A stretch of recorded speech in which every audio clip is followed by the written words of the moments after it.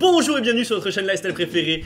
Aujourd'hui, on va faire un concept, mais alors vraiment lifestyle. Je vais vous raconter une story time. Voilà, on va faire une story time ensemble. Je vais vous raconter un truc qui s'est passé dans ma vie dernièrement. Et je peux vous dire que j'en ai gros sur la patate. Mais alors, mais comme jamais. Ne délions pas plus, c'est parti pour... Bah non, je vous raconte pas, je vais pas vous spoiler justement qu'est-ce qui s'est passé dans l'histoire.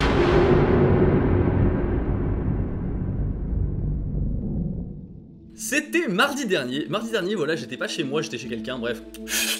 Détail à évincer. Et le soir venant, tu sais, je commence à avoir les ganglions ici un petit peu qui commencent à gonfler. Je me dis, oula, je commence à tomber malade. Réflexe, je prends un doliprane avant de dormir, je m'endors, tout se passe bien. Je passe une bonne nuit et tout, comme ça, j'étais sous ma couette, vraiment à l'aise. Et je me réveille le lendemain matin. Je peux pas bouger.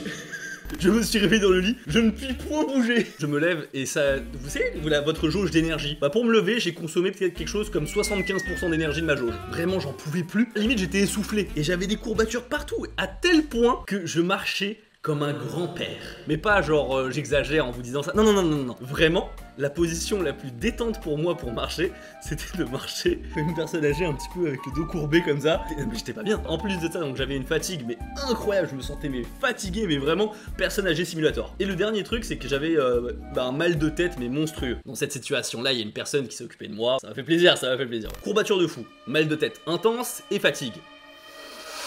Est-ce que ce ne serait pas le Covid? Je me dis, attends, on va faire un test, je prends un pot de miel comme ça, je trempe mon doigt. Non, j'ai toujours du goût, ça va, j'ai toujours du goût, donc apparemment tout va bien. Je veux dire, les symptômes du Covid, en fait, j'ai regardé un petit peu sur les différents sites, il y a tout ce que tu veux. Ah vraiment, mais c'est le catalogue le plus complet de symptômes que j'ai jamais vu de ma vie. Le truc principal qui me faisait dire quand même que c'était pas ça, c'était que je toussais absolument pas. Non, je toussais pas. Mais je me suis dit, en même temps, il y a pas de grippe, il y a pas de... c'est pas un rhume, c'est pas un truc classique que j'ai d'habitude. C'est forcément... En fait, ouais non, mais je me dis, voilà, au moment où je me ravise, tu vois, je me dis, c'est forcément ça. Et je réfléchis un petit peu où est-ce que j'étais cette dernière semaine, ces dernières 2 semaines. Et il y avait 2 possibilités. Il y avait soit, la première possibilité, c'était durant le tournage de Pierre Cross. Voilà, on a tourné ensemble pour faire une vidéo, d'ailleurs, elle est sortie. J'ai tapé, voilà, une 3ème place, écoutez, j'ai tapé premier au 100 mètres, ça m'a fait plaisir, j'étais extrêmement content. J'ai tout donné, j'ai eu des courbatures le lendemain, mais comme jamais. Donc, soit cette option-là, soit l'autre option, c'était, je suis allé voir Charles. Trahison. Parce que Charles, en fait, il a eu la Covid récemment. Récemment, il est tombé malade. Mais, genre, quand je suis allé le voir, ça faisait peut-être 3 semaines que c'était guéri, nickel, fini. Je me suis dit, bordel, si j'ai chopé ce putain de bordel de virus à cause de Charles, je vais rien faire du tout, c'était ma faute. Et je me dis, bon, on ne sait jamais, je vais prendre encore 2-3 médocs, je prends des doliprane, je me couche et on va voir le lendemain. Je me réveille le lendemain matin, j'ai les ganglions en feu. Déjà depuis la veille, en fait, j'avais les ganglions comme ça, là, ils étaient énormes, j'en pouvais plus. En fait, c'est des trucs qui sécrètent des anticorps, qui produisent des anticorps. Attendez, on va regarder la définition de ganglion. Attendez. Un ganglion est une petite glande impliquée dans les défenses immunitaires. Quand le ganglion devient palpable, cela signifie qu'il est hypertrophié, formant un adénome. On parle alors d'adénopathie. Il est classique de dire que le ganglion a une taille de moins de 1 cm, alors que l'adénome a une taille d'au moins 2 cm. Bon, en gros, ça a un rapport avec les défenses immunitaires, et quand c'est gonflé, ça veut dire que t'es pas bien. Et là, le truc, c'est qu'ils étaient tellement gros, en fait, je pouvais respirer, mais avaler quelque chose, manger quelque chose, ça me faisait une douleur. Mais imaginez que quand vous avalez, je sais pas, il y a un mec qui arrive et qui...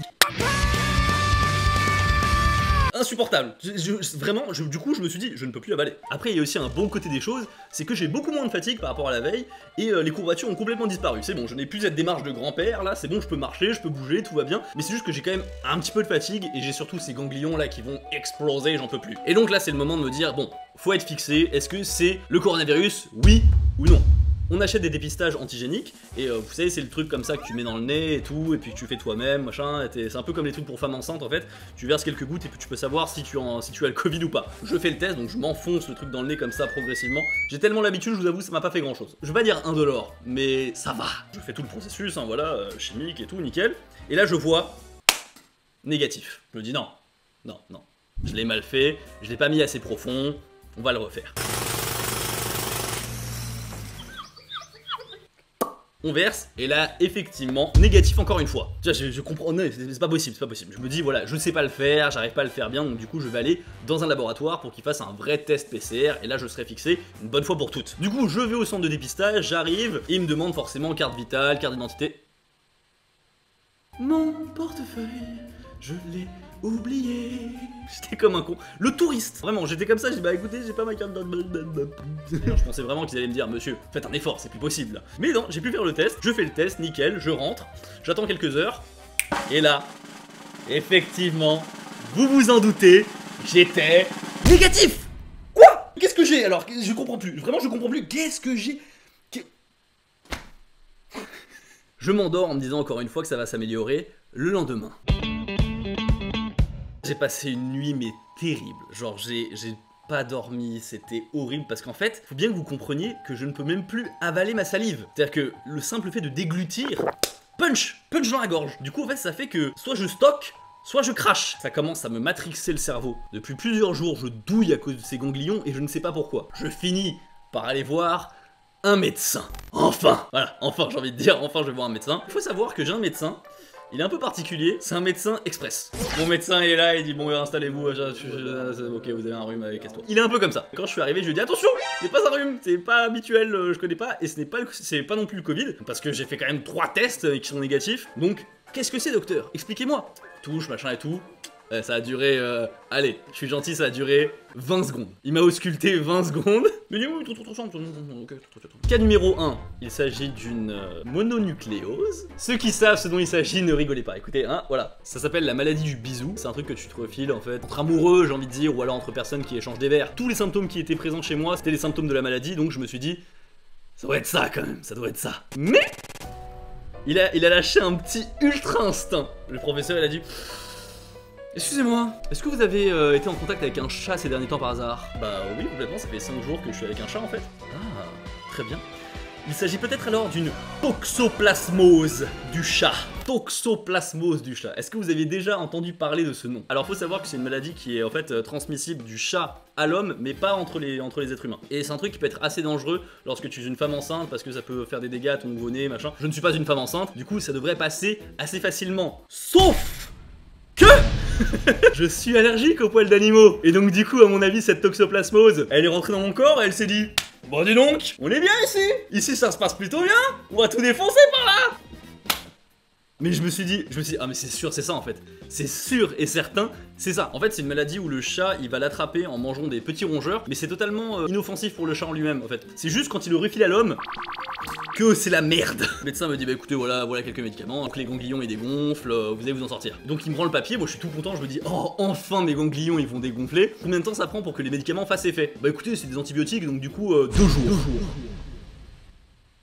Vous ne vous rendez pas compte dans quel état j'étais. J'avais mal comme mais de fou à chaque fois que je faisais une déglutition. Je l'ai regardé sur internet, le nombre de fois qu'un être humain normal déglutit dans la journée, 1000 fucking fois par jour. Je vous jure que j'avais même des techniques, au bout d'un moment je prenais des tucs pour assécher ma bouche et ne pas sécréter de salive. J'en étais là, j'en étais vraiment là, j'en pouvais plus, j'avais tellement mal que ça modifiait mon comportement. Je commençais à sentir que j'étais tout le temps irrité, vraiment je frappais sur des trucs sans raison, je devenais timbré.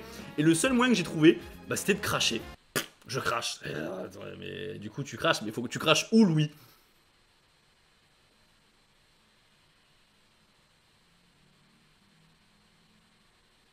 Ah, je sais, c'est dégueulasse. Ah, écoutez, je sais, c'est totalement dégueulasse. Ça, c'est environ une journée. Ouais, non, mais c'est une journée de crachat, mais après, c'est de la salive, tu vois, y'a pas de soucis.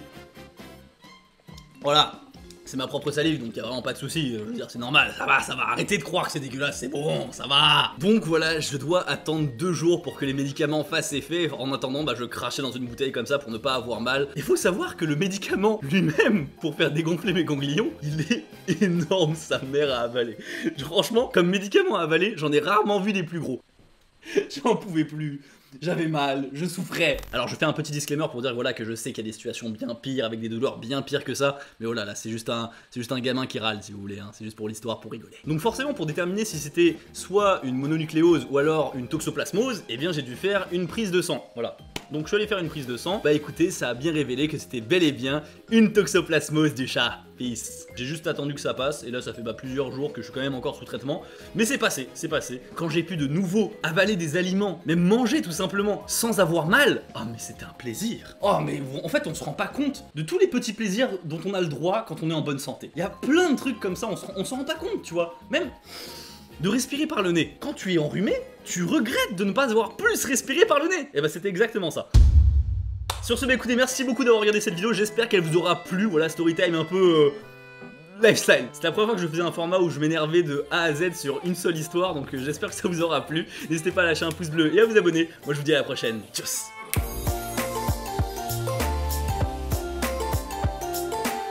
Après, c'est de la salive, tu vois, y a pas de souci.